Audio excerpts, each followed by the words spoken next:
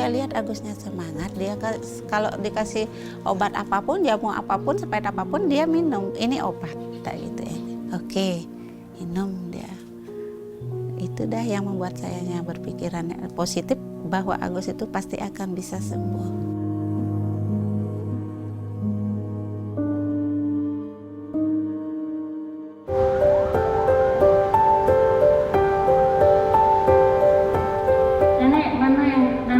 Sakit nih.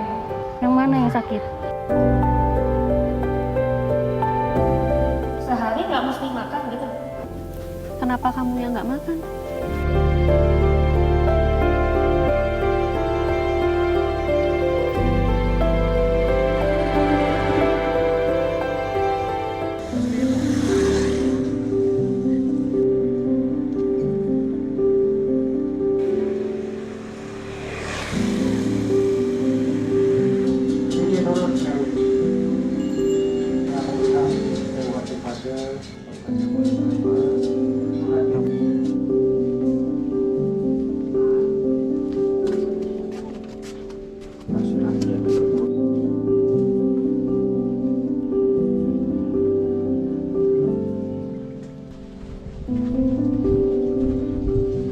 Denpasar menjadi ibu kota Provinsi Bali, di mana letak pemerintahan ini berpusat di sini. Tapi di sisi lain, menurut data dari Badan Pusat Statistik tahun 2023, Denpasar ini juga menjadi salah satu kota yang jumlah penduduk miskinnya terbanyak seprovinsi Bali. Ini setelah Buleleng dan juga Karangasem. Dan di Bali, kita bisa menemui di Denpasar terutama ada banyak gang-gang sempit seperti ini, yang di dalamnya tinggal berbagai rumah kontrakan dengan berbagai macam latar belakang keluarga yang berjuang dengan hidup. Dan saya sedang dalam perjalanan menuju salah satu keluarga yang punya permata dalam keluarganya, yakni Agus, seorang anak dengan cerebral palsy, namun menjadi cahaya, menjadi semangat bagi kedua orang tuanya.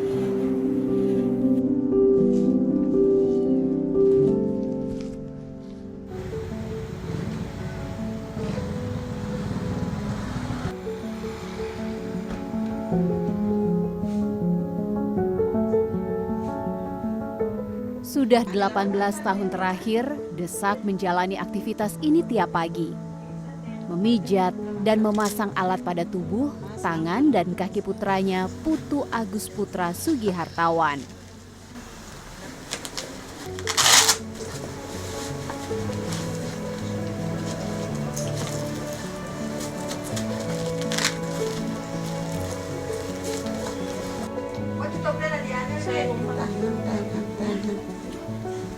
Awas, adalah berat nih. Agus adalah penderita cerebral palsy atau lumpuh otak. Ia lahir secara prematur di usia 7 bulan dan mengalami keterlambatan tumbuh kembang saat kanak-kanak. Jalan dia. Ini kakinya di sana. Di atas kursi roda khusus di depan teras rumah kontrakan mereka adalah tempat terjauh untuk Agus menikmati udara segar.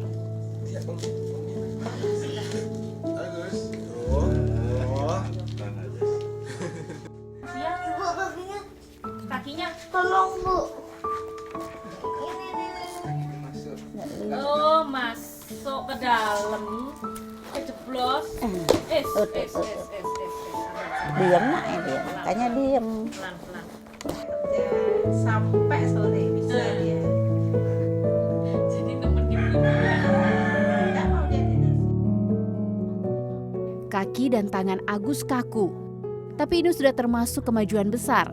Sejak usia 8 tahun, Agus mendapat bantuan terapi. Agus beruntung, ia punya ibu yang tangguh. Wanita 57 tahun ini bukan hanya wanita yang tabah. Menerima anugerah anak spesial dari Sang Kuasa. Penglihatan Desak kini juga sudah terbatas. Ia menderita low vision yang semakin memburuk 5 tahun belakangan.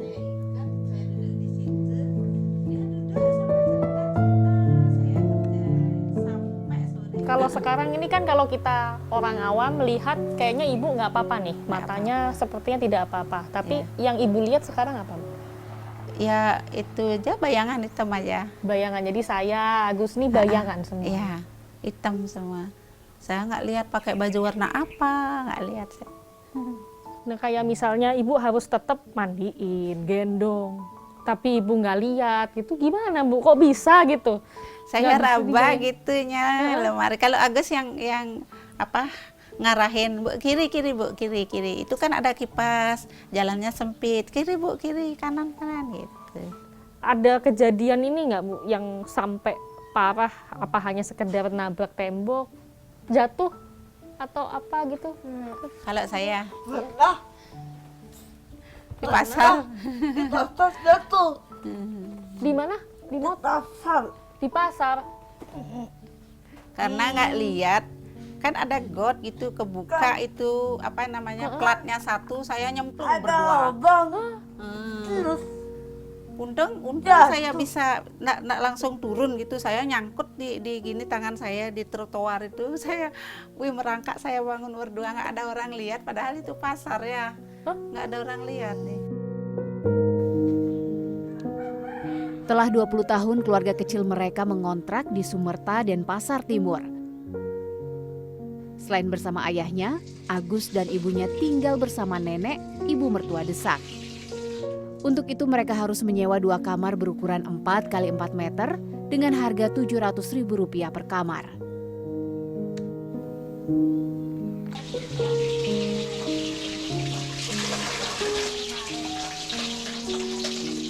Nenek telah pensiun bekerja.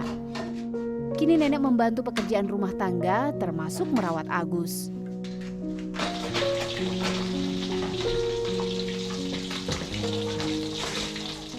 Tentu tak mudah merawat Agus. Agus memang bisa sedikit berkomunikasi, walau kata-katanya terbatas. Namun Agus tak bisa mengendalikan gerak tubuhnya sendiri. Agus sepenuhnya bergantung pada keluarganya.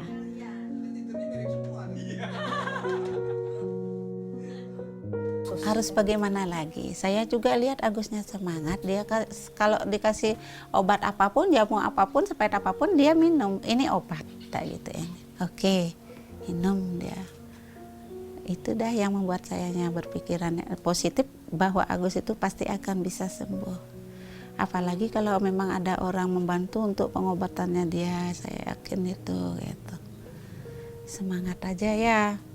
Siapa tahu Allah merespon semangat kita untuk tetap bisa bertahan menuju ke arah yang positif. Iya, semangat. Agus adalah anak yang pengertian. Ia tetap menunjukkan bakti kepada orang tuanya dengan kemampuannya yang serba terbatas.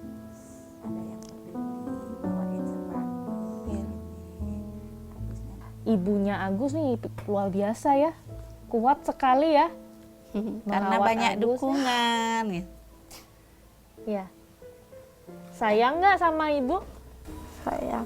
Sayang. Tapi sopan sekali ya Agus ya.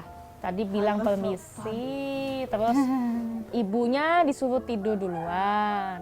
Bapak juga, nenek juga ya. Sayang nggak sama mereka? Iya. Sayang.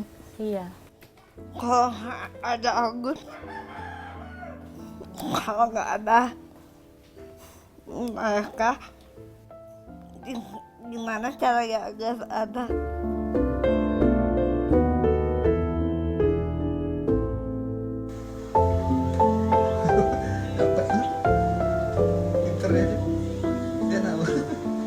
Ya itulah bagian Harta paling terindah. harta paling terindah. Iya. Harta paling terindah. Biarpun keadaannya begini, dia harta paling terindah. Gak mungkin ada orang yang bisa punya. Iya. Gitu. Kalau bagi saya.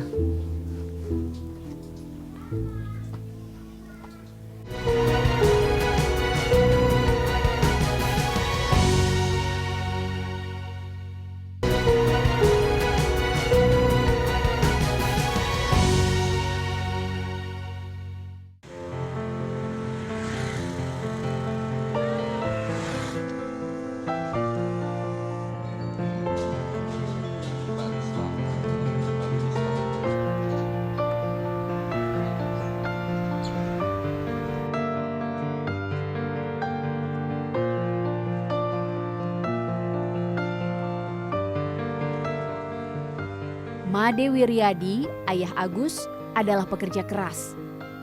Selepas mengucap syukur pada Sang Ilahi, pria berusia setengah abad itu segera pergi mencari nafkah.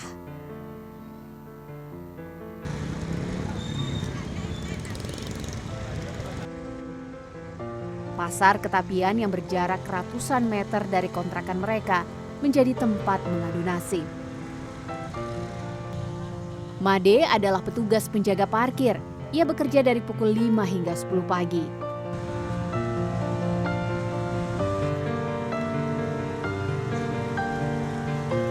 Setiap bulan, Made mendapat gaji Rp1.700.000.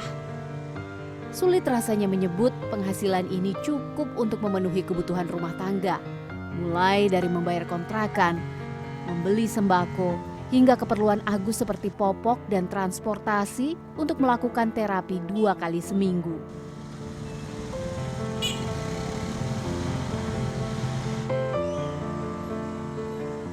Namun Made pantang menyerah. Segala usaha dikerahkan termasuk menyempatkan membeli jamu tradisional dengan harapan bisa sedikit membantu pengobatan putra tunggal kesayangannya.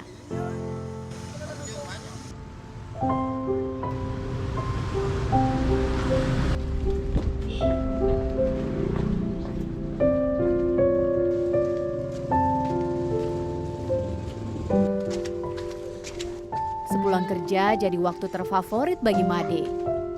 Di jam-jam inilah lelah di tubuh terasa sirna menemani Agus bermain. Keluarga mereka cukup beruntung. Banyak orang baik yang memberi mereka kasur yang nyaman serta televisi sebagai hiburan Agus.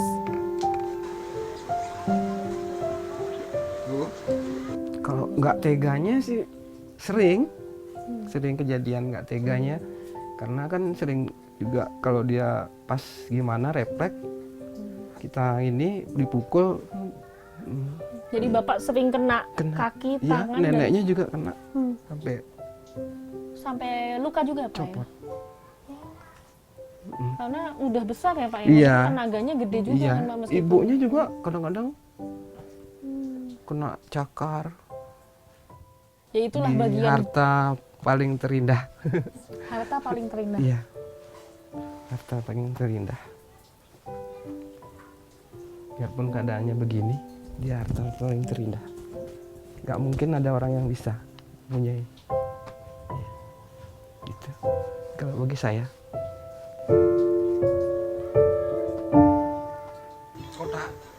Meski terbatas secara fisik, akal Agus berkembang seiring dengan pertambahan usianya. Made juga harus menghadapi emosi anaknya yang kadang naik turun.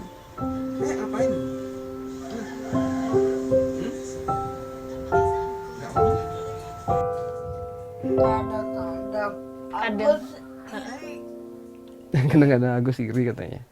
Iri. sama anak-anak yang tiga. Pingin main gimana gitu kan, cuma ya gimana lagi. Kalau Agus keluar ditontonin. Udah tontonin katanya. Agus sedih nggak kalau ditontonin teman-temannya? Ada kesel. Kadang kesel. Ya kita nanggepin cuma menghilangkan rasanya itu aja. Paling kita ajak bermain lain dia. Kalau dia udah ngomong gitu, pakai mainan HP, biar teralih lah pikirannya begitu. Pasti suatu saat pasti dia akan ketemu komunitasnya dia. Ya itu caranya. Yang sama. Sebangsanya Agus. Bukan sebangsanya. Bukan sebangsanya, memang jin sebangsanya. Iya. Yang seumuran. Seumuran. Teman-teman. Selevelnya Agus. Selevelnya Agus. Gitu. Kakinya. Tapi mau kan temenan sama siapa aja? Mau ya? Pasti mau. Temenan sama aku mau ya? Mau. Oke. Kan sama-sama manusia. Ya, nggak ada yang membedakan ya Gus. Ya. Iya, nggak boleh merasa rendah diri ya. Harus percaya diri ya. Ya. Iya.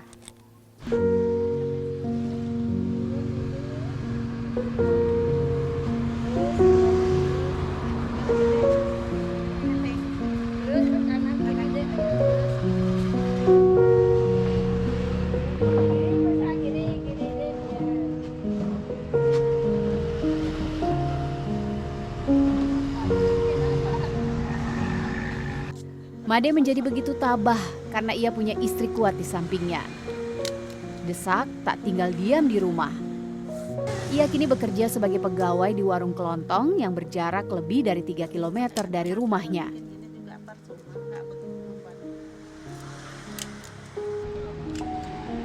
Awalnya Desak bekerja serabutan hingga menjadi berjualan di trotoar tepi pasar. Bertahun-tahun lalu, ia bahkan berjualan sambil membawa Agus di pasar.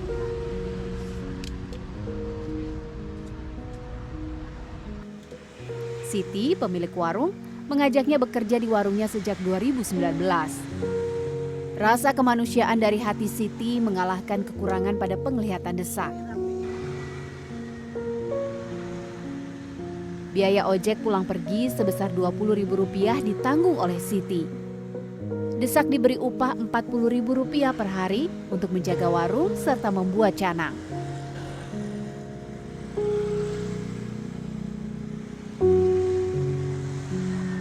Kok bisa awalnya bisa kenal dan diajakin gimana Bu Siti? Karena Mambu Desaknya di pasar. Karena saya lihat ibunya penglihatannya kurang jelas, saya ajaklah ibunya di sini. Saya juga sama anaknya, lihat anaknya juga. Karena saya juga orang susah Mbak, sama orang susah, jadi ya gimana gitu. Kita membantu orang. Saya bersyukur dan terima kasih sama Bu Siti sudah ngajak saya di sini kerja, walaupun keadaan saya begini, dia memaklumi saya, juga dia memaklumi keluarga saya semua. Karena saya termotivasi sama anaknya saya, Agus itu. Kalau saya mau tinggalkan dia, kasihan. Ya beginilah saya. Pokoknya saya hadapi saja apa yang akan terjadi. Saya jalanin. Sampai Agusnya itu, ya kalau dibilang sembuh, oke lah. Kalau memang diberi kesembuhan sama Tuhan, saya tetap akan menjaga dia sampai akhir hayatnya.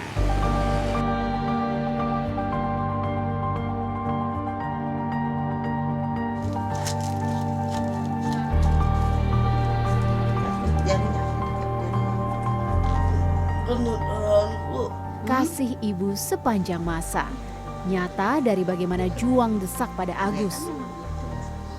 Dan pada ketulusan macam ini, hidup tiada henti memberi jalan kemudahan. Termasuk uluran tangan sahabat baik demi masa depan keluarga mereka. Awas adalah belakang.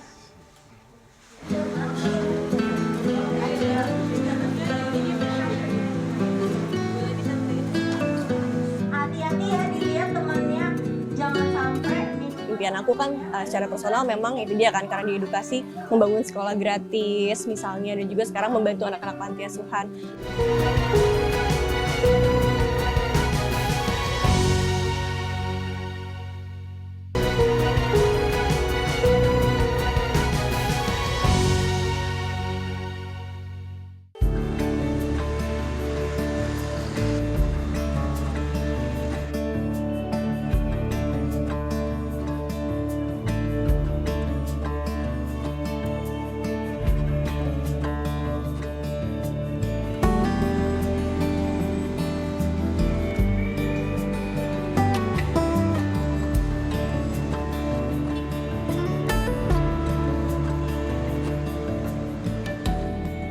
Sebuah komunitas sosial di Bali ini memiliki kepedulian terhadap anak-anak, terutama dalam pemenuhan pendidikan dan juga nutrisi bagi mereka yang membutuhkan.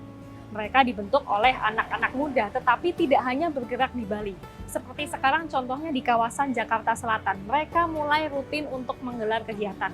Semangatnya sama, yaitu untuk mengajak anak-anak muda Indonesia untuk bisa berkontribusi bagi masyarakat di sekitar kita. Dan kita akan lihat seperti apa saja kegiatan yang mereka lakukan.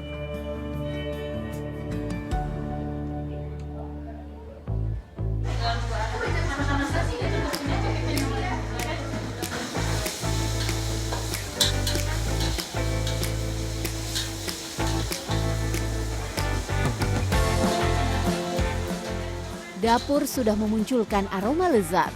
Belasan orang relawan telah sibuk menyiapkan 100 paket nasi kotak untuk makan bersama.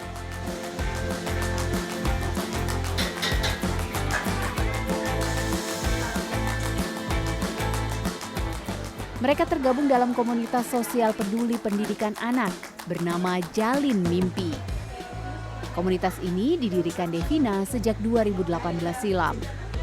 Perempuan 31 tahun ini sebelumnya telah lulus dari kampus di Inggris dan bekerja di luar negeri selama 7 tahun. Namun ia justru memutuskan meninggalkan pekerjaannya dan memberikan diri sepenuhnya di kegiatan sosial. Devina melihat fenomena kurang meratanya pendidikan formal di Indonesia. Menurut aku, di saat aku selesai kuliah dulu ini tuh, aku bener-bener ngerasa aku bisa jadi siapa aja yang aku mau. Aku bahkan bisa tinggal di negara apapun yang aku mau karena aku punya pendidikan yang kuat tersebut. Jadi tempat aku kuliah dan aku bekerja itu juga beda. Tapi aku bisa memilih negara dimanapun untuk bekerja, untuk berkarir karena aku punya pendidikan yang berkualitas untuk mendukung itu. Nah, aku merasa terkadang di Indonesia itu nggak semua orang punya kesempatan emas itu. Dia bisa memilih jalan hidupnya sebebas saat aku kemarin itu. Nah, itulah yang menurut aku semoga semua anak ini bisa seberuntung aku dan menentukan masa depannya sesuai dengan memang passionnya dia dan juga dengan keinginannya dia. Jalin Mimpi memiliki kegiatan utama belajar non-formal seperti bahasa Inggris untuk anak-anak panti asuhan dan yayasan anak kanker.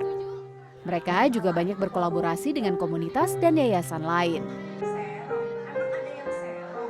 Jalin Mimpi juga memiliki proyek membangun rumah belajar di berbagai daerah terpencil di Indonesia, seperti Sumba dan beberapa kabupaten di Bali.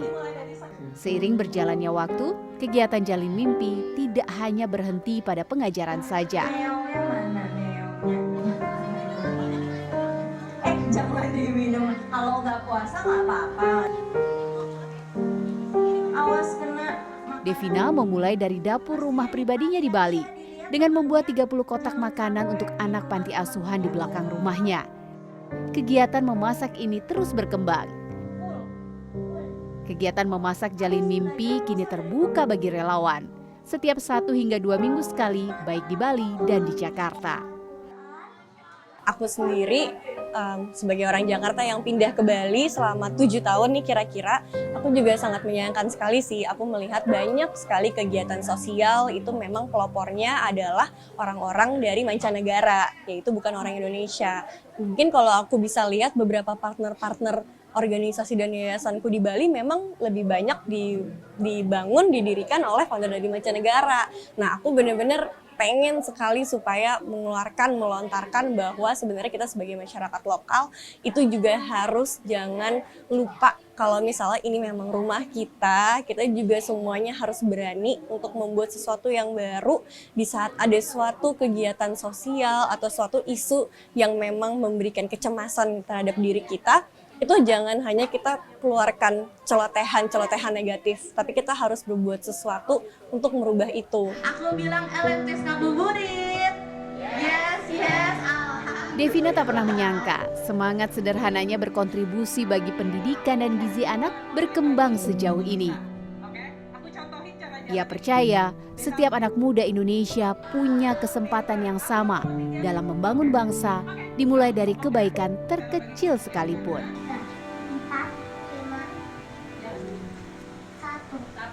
1, 2. Nah, di sini aku benar-benar bertanya ke diri sendiri gitu, apakah aku sendiri harus menunggu sampai aku sukses, aku kaya, aku menang lotre, baru aku bisa membantu orang lain dan bisa membangun impian-impian ini gitu. Impian aku kan secara personal memang itu dia kan, karena di edukasi membangun sekolah gratis misalnya, dan juga sekarang membantu anak-anak panti asuhan. Nah, aku berusaha membuktikan itu dengan membangun Jalin Mimpi Dan aku di sini benar-benar tidak mengkontribusikan uangku pribadi karena aku tidak punya di saat aku bangun ini. Aku pengangguran waktu itu, waktu aku pulang dari sana di sini. Jadi aku hanya memberikan waktu aku. Dan juga di sini aku ingin selalu menjadi jembatan bagi anak-anak muda tadi yang memang membantu, volunteer segala macam. Kalau yang kita butuhkan dari kalian tuh kadang bukan hanya bantuan berupa dana gitu, tapi sebenarnya waktu. Dan waktu itu tuh jauh lebih berharga. Karena itu yang aku berikan ke yayasanku dan sekarang jadi sudah berkembang sampai sekarang. Punya